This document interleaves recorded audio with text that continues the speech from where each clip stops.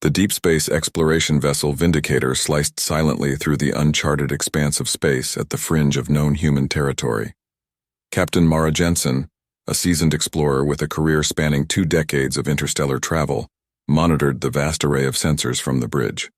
Her crew, a blend of seasoned veterans and eager young specialists, worked diligently at their stations, calibrating instruments and analyzing data from the myriad of stars and planets passing by. The mission was routine but essential, mapping sectors of the nebula SX-205, a recently discovered nebula rich with potential for scientific discoveries and resources. As the Vindicator approached a particularly dense cluster within the nebula, the ship's advanced detection systems abruptly signaled an anomaly. It was unlike anything they had encountered before, a massive object, seemingly invisible to their sensors until moments ago. Lieutenant Hargrove, the ship's science officer, scrambled to adjust the sensor arrays. "Captain, it's not just cloaked. It's unlike any technology we've encountered. It just appeared out of nowhere," he reported, his voice a mix of excitement and concern. Mara approached the main view screen, studying the massive vessel now looming before them. It was breathtaking and intimidating, with a structure that suggested technology far beyond human capabilities. Its surface was a tapestry of metallic hues, and its design was seamlessly aerodynamic, built more like a beast of prey than a ship. Before Mara could issue orders for a cautious approach, the unknown vessel initiated contact. The communications panel lit up with a standard hail signal, yet the message that followed was anything but standard. The voice that filled the bridge was deep and resonant, tinged with a subtle vibration that made the air itself seem to pulse. "Unknown vessel, you wander into gorac domain. This is your first and last warning. Run." The simplicity of the warning, delivered with a calm certainty, sent a chill down Mara's spine. She glanced at her crew, seeing her own alarm mirrored in their faces. As a captain, her first duty was to her ship and crew, yet retreating without understanding the potential threat could jeopardize human space if these beings were hostile. "Open a channel," Mara instructed her communications officer, her voice steady despite the pounding of her heart. "This is Captain Mara Jensen of the United Earth ship Vindicator. We are explorers, not combatants. We entered this sector unaware it was claimed. We seek parley, not conflict." The response was a prolonged silence that stretched long enough to feel like an ultimatum itself. Finally, the voice returned, colder now, if such a thing were possible. "Ignorance is not a shield, human. The Gorac Empire does not tolerate intruders. You will withdraw, or you will be eradicated." As the transmission ended abruptly, Mara faced her crew. "Set course back to the outer marker," she ordered, her decision clear. "But keep sensors on maximum. Record everything. This isn't just a retreat. It's an information gathering. We need to know who we're dealing with." The Vindicator turned, making its way back toward safer territory, but the encounter with the gorac was far from over. It was the beginning of a confrontation that would test the mettle of all humankind. The crew felt a collective tension as they retreated. Each one knew they were the bearers of a dire warning back to Earth. A formidable new player had emerged on the cosmic field, and they did not welcome visitors. Back on Earth, the urgency of the Vindicator's encounter rippled through the corridors of power with unsettling speed. The video feed of the massive gorac ship and its chilling warning was broadcast in a secure conference room deep within the United Earth Defense Headquarters. Top military leaders, intelligence analysts, and government officials were summoned for an emergency briefing. General Raheem Carter, a grizzled veteran who had risen through the ranks with a mix of shrewd judgment and unwavering bravery, presided over the meeting.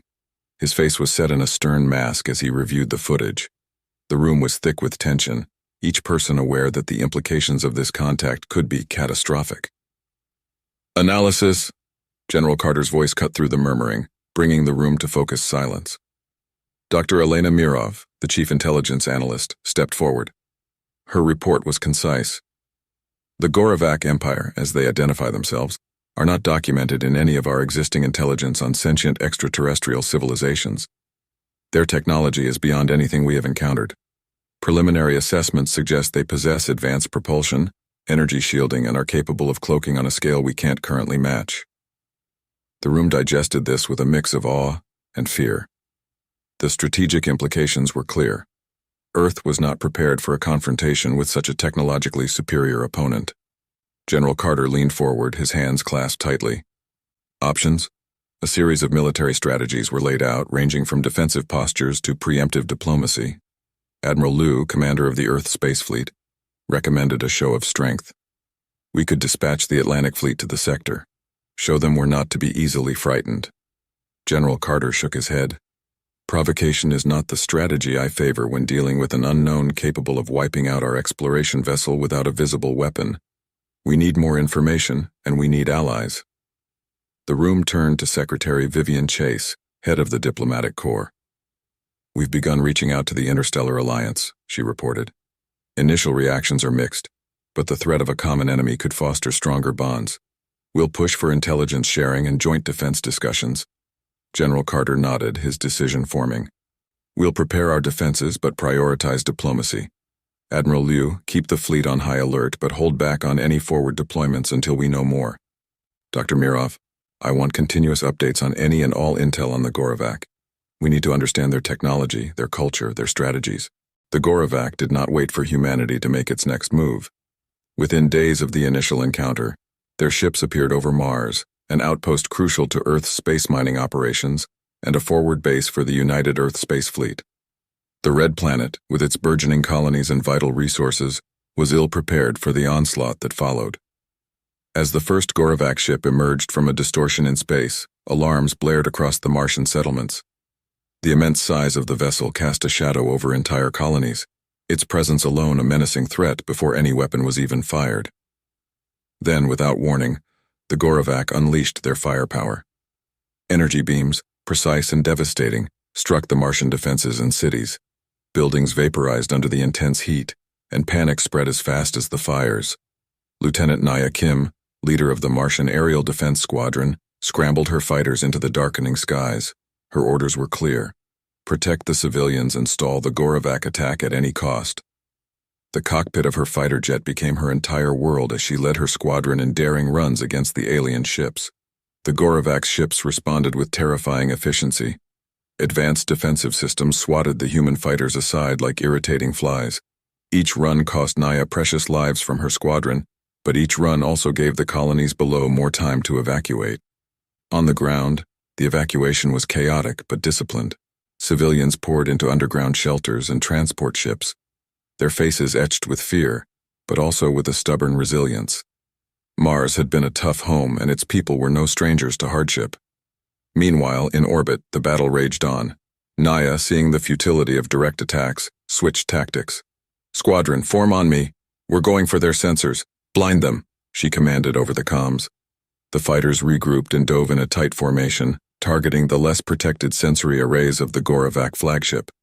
The maneuver was partially successful.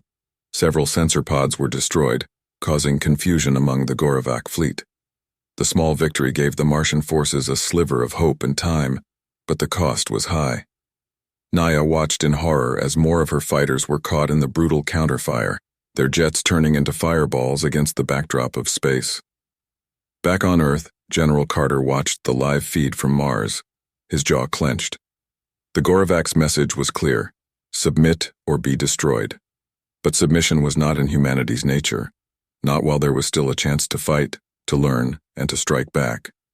As the last transports left Mars, General Carter ordered a strategic retreat. Mars was lost, but Earth would stand ready. The war had begun in earnest, and it was now Earth's turn to prepare for the full might of the gorac Empire. The fall of Mars was a painful blow, but it was also a rallying cry that echoed across the human colonies. Humanity would not go quietly into the night. The fight for their home had just begun. Following the fall of Mars, Earth's response was swift and decisive. The remnants of humanity's space and ground forces were rallied to defend the home planet. Every available ship, whether civilian or military, was requisitioned and retrofitted for battle. The atmosphere on Earth was one of grim determination. The loss of Mars had steeled the resolve of its people, reminding them of what was at stake. In the wake of the disaster, Dr. Lucas Brandt, a leading physicist and engineer, emerged as a key figure in the new resistance effort. Having previously worked on theoretical weapons systems, he now had the opportunity and necessity to bring his most radical ideas to life. With the backing of the United Earth government, Lucas and his team worked around the clock in a secure underground facility. developing a weapon that could potentially level the playing field against the gorac. Meanwhile, General Carter initiated Operation Shield, a strategic plan to defend Earth using a network of orbital and ground-based defenses. The planet's atmosphere was thick with satellites and drones, all repurposed for combat and surveillance. Every city had its defenses bolstered, transforming urban areas into fortresses capable of withstanding the anticipated gorac assault. As the Earth braced for the next gorac attack, Captain Mara Jensen, now back from her fateful encounter, was tasked with leading a special task force. This group, comprised of the best pilots, engineers, and soldiers, was designated to test and deploy Lucas's new weapon. They trained in secret, away from the prying eyes of potential spies, on a remote base on the moon. The weapon, dubbed the Pulse Disruptor, was designed to exploit a potential vulnerability in the gorac shields that Lucas's team had identified from the data collected during the initial encounters. It emitted a powerful burst of electromagnetic and quantum energy that could, in theory, disrupt the gorac's energy shields temporarily, making them susceptible to conventional attacks. The opportunity to test the weapon came sooner than expected. Intelligence reports indicated a gorac scouting force approaching a lunar mining colony. It was a small fleet, but sufficiently armed and dangerous. Captain Jensen and her task force were deployed in stealth ships, equipped with the first prototypes of the Pulse Disruptor. As the gorac ships entered range, the tension among the task force was palpable. They had one shot to prove that Lucas's weapon could change the course of the war. With a silent nod from Captain Jensen, the Pulse Disruptors were activated, sending a shimmering wave of energy towards the gorac ships. The effect was immediate and more effective than anyone had dared hope. The gorac shields flickered and went down, leaving their ships exposed. Before they could recover, the task force unleashed a barrage of missiles and lasers, targeting the now vulnerable ships. The skirmish was brief and brutal, resulting in the destruction of the gorac scouting force. With the successful deployment of the Pulse Disruptor, Earth's military leadership saw an opportunity to shift from defensive to offensive strategies. Commander Sofia Reyes, a skilled tactician and leader of an elite special operations group, was selected to lead a daring mission: infiltrate a gorac ship and gather as much intelligence as possible. Sofia and her team, consisting of experts in combat, hacking, and alien technology, prepared meticulously. Their plan was to use a captured gorac scout vessel, modified to avoid detection, to dock with one of the larger enemy ships pretending to be in distress. As Sofia's team approached the gorac ship, the tension was palpable. The gorac were known for their merciless efficiency, and the smallest mistake could lead to their capture or death. The modified scout ship, now sending out distress signals in gorac code, approached the enemy vessel. After tense moments that felt like hours, they received clearance to dock. Once aboard, the team quickly disabled the nearby security systems using a virus Lucas's team had developed, tailored to disrupt gorac software. They split into two groups. One headed to the engine room to gather data on gorac propulsion technology, and the other to the ship's bridge to access the mainframe. Navigating the alien corridors was disorienting, with the ship's architecture being non-linear and complex. The walls were lined with pulsating lights and strange metallic textures that seemed to shift subtly under their touch. In the engine room, the team's engineer, Lieutenant Marco Diaz, worked quickly to download data from the ship's power systems. Meanwhile, Sofia and her group reached the bridge, encountering minimal resistance thanks to their stealth and the ship's preoccupied crew managing other operations. At the bridge, Sofia connected a portable device to the gorac's mainframe. The transfer of data began. Fleet movements, weapon specifications, shield frequencies, vital intelligence that could turn the tide of the war. Just as the download neared completion, an alarm blared. Their presence had been detected. "Time to leave," Sofia barked, and the team retreated, retracing their steps back to the scout ship. Gorac soldiers, tall and imposing figures armored in a material that shimmered with a metallic sheen, started to converge on their position. The team fought their way through, using stun grenades and short bursts of fire to avoid fatal confrontations. Reaching their ship just as gorac reinforcements swarmed in, Sofia and her team blasted off, narrowly escaping the clutches of the alien soldiers. As they set course back to Earth, the data they had secured was already being transmitted to General Carter and his team. With vital intelligence from Commander Sofia Reyes's daring mission, Earth's military and scientific communities collaborated closely to devise new strategies and technologies to counter the gorac threat. Dr. Lucas Brandt and his team, invigorated by the success of the pulse disruptor, worked tirelessly to enhance its capabilities and adapt gorac technologies for human use. Captain Mara Jensen, now commanding a fleet of Earth's newest and most advanced warships, was chosen to lead the next critical phase of the conflict. Utilizing the newly acquired knowledge about gorac shield frequencies and propulsion vulnerabilities, Mara's fleet was outfitted with upgraded pulse disruptors and other experimental weapons. As Earth prepared for a significant offensive, General Rahim Carter launched a series of feints and diversionary tactics across different sectors to spread the gorac forces thin. This strategy was designed to create an opening for Mara's fleet to strike a decisive blow against a key gorac outpost. The chosen target was a gorac supply depot located in the asteroid belt, which served as a critical hub for their logistics and fleet replenishment in the solar system. The attack was meticulously planned, with the element of surprise as the crucial factor. The operation commenced under the cover of darkness relative to the sun, minimizing detection from gorac sensors. As they approached the depot, the tension among the fleet was palpable. Everyone aboard knew the stakes. Success could significantly weaken gorac operations and shift the momentum of the war in humanity's favor. Mara gave the order and the fleet unleashed a synchronized barrage of the enhanced pulse disruptors. The gorac shields, caught off guard by the precise frequency disruptions, faltered under the assault. Mara's ship surged forward, penetrating the now vulnerable depot defenses. The battle was fierce, with gorac defense units responding quickly despite the surprise. Lasers and energy projectiles filled the space around the depot as both sides exchanged heavy fire. However, the human forces, driven by desperation and the hope brought by recent successes, fought with unmatched tenacity.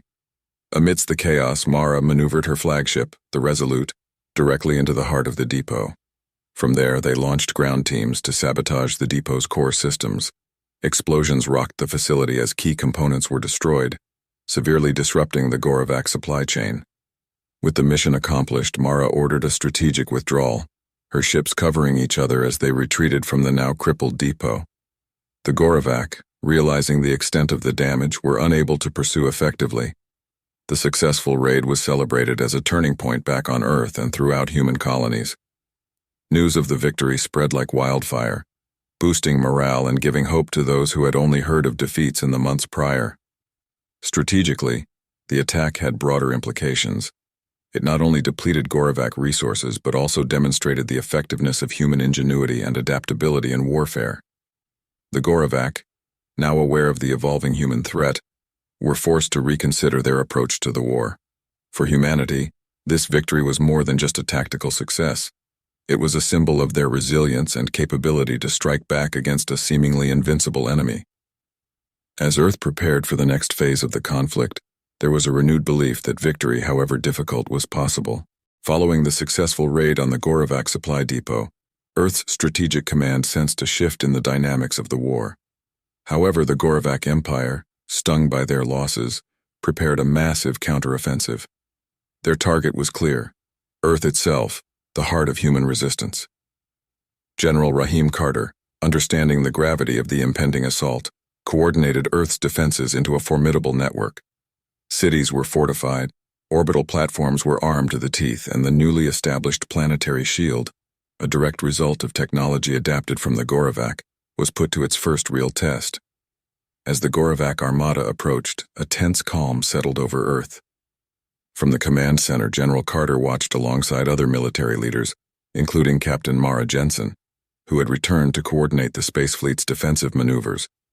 Dr. Lucas Brandt, providing real-time updates on technical operations, confirmed that all systems were operational. Lieutenant Naya Kim, now leading Earth's fighter squadrons, prepared her pilots for what could be their hardest battle yet. The first wave of the gorac assault was brutal. Massive warships, larger than any that had been seen before, launched a barrage of energy pulses designed to overwhelm Earth's defenses. The planetary shields held, absorbing the energy with a shimmering glow that lit up the sky. Ground and orbital defenses returned fire, creating a blazing light show of defiance. In space, Mara maneuvered her fleet with precision, directing the ships to target the Goravac's known weak points. The battle was a chess match of tactics and technology, with each side adapting to the other's moves in real time. The Goravac, realizing their usual tactics were less effective, deployed new forms of warfare, including stealth fighters that slipped through the defensive lines, causing havoc. On Earth, Nia Kim took to the skies, leading her squadron against the Goravac stealth fighters. The aerial battles were fierce, with Earth's pilots using every bit of their training and newfound technology to counter the enemy threats. Nia, in a daring move, managed to shoot down several Goravac fighters, clearing the way for a counterstrike. Meanwhile, Sophia Reyes led a ground team on a sabotage mission targeting the landed Goravac forces. They planted explosives and disrupted supply lines, further sowing chaos among the invading troops. Her team's guerrilla tactics proved highly effective, forcing the Goravac to divert resources to secure their footholds. The tide of the battle turned when Dr. Brandt's latest invention, a massive orbital disruptor, was deployed. The device emitted a pulse that temporarily disabled the Goravac's ship engines and communications. With the enemy fleet immobilized, Mara's forces launched a concentrated attack, decimating a significant portion of the Goravac armada. The Goravac, caught off guard and significantly weakened, began to retreat. The humans, seeing the enemy falter, pressed their advantage, pushing the Goravac forces back into space. Earth's defenses had not only held, but had repelled the most significant threat yet. The battle for Earth marked a significant turning point in the war against the Goravac Empire. Emboldened by their successful defense, Earth's leaders planned a series of counterstrikes to further diminish the enemy's ability to wage war. Captain Mara Jensen, who had become a symbol of human resilience and tactical genius, was at the forefront of these operations. Her next mission was to lead an assault on the Goravac Command Center, believed to be located in a heavily fortified sector near the Orion Nebula. The plan was audacious and fraught with risk. The Goravac Command Center was the heart of their operational capabilities, directing their military efforts across several star systems. Destroying or severely damaging it would cripple their command structure and could potentially bring the war to an end. As the fleet prepared for the journey, Mara met with her crew and allied commanders, emphasizing the dangers and the necessity of their mission. "This is more than just another battle," she stated solemnly. "It's our chance to end this war. We strike hard, fast, and we don't look back until the job is done." The journey to the Orion Nebula was tense, with the fleet constantly on alert for Goravac patrols. Upon arrival, they were met with a scene of chaos, evidence of a civil strife within the Goravac ranks that intelligence had not picked up. Taking advantage of the confusion, Mara's fleet launched a surprise attack, breaching the nebula's perimeter defenses with minimal losses. The assault on the command center was fierce and immediate. Mara led from the front, her ship, the Resolute, piercing through the enemy lines with devastating firepower, supported by strategic strikes from Earth's newly developed long-range ion cannons. As they approached the command center, a Goravac dreadnought emerged from behind the station, its cannons blazing. In the ensuing battle, Mara made a critical decision. Realizing the dreadnought's destruction was essential for mission success, but would likely cost her life, she ordered her crew to evacuate. Remaining at the helm, Mara piloted the Resolute directly into the path of the dreadnought. The collision was catastrophic, resulting in the destruction of both the dreadnought and the Goravac command hub. Back on Earth, the news of Mara's sacrifice and the mission's success was met with a mix of triumphant joy and profound sorrow. Memorials sprang up, celebrating her bravery and the bravery of all who had given their lives in the conflict. In the aftermath of the assault, the Goravac Empire, now leaderless and in disarray, sued for peace. The negotiations were long and fraught with tension, but eventually a treaty was signed, ending hostilities between the two races. Humanity had won, but the cost was immense. In the following months, Earth and its colonies began the slow process of rebuilding. The war had left scars that would take generations to heal, but it had also given rise to new heroes and a new determination to safeguard the peace at all costs. As the treaty's anniversary approached, General Rahim Carter, now retired, stood before a vast crowd in New Geneva, Earth's capital. He spoke not only of victory, but of the heavy toll it had exacted. "Let us remember those we lost," he said, his voice steady despite the emotion. "And let us remember what they fought for. Peace is not simply the absence of war, but a precious state that we must actively preserve. cherish, and defend. The war had ended, but its lessons would linger, shaping the future of humanity as they continued to reach out into the stars.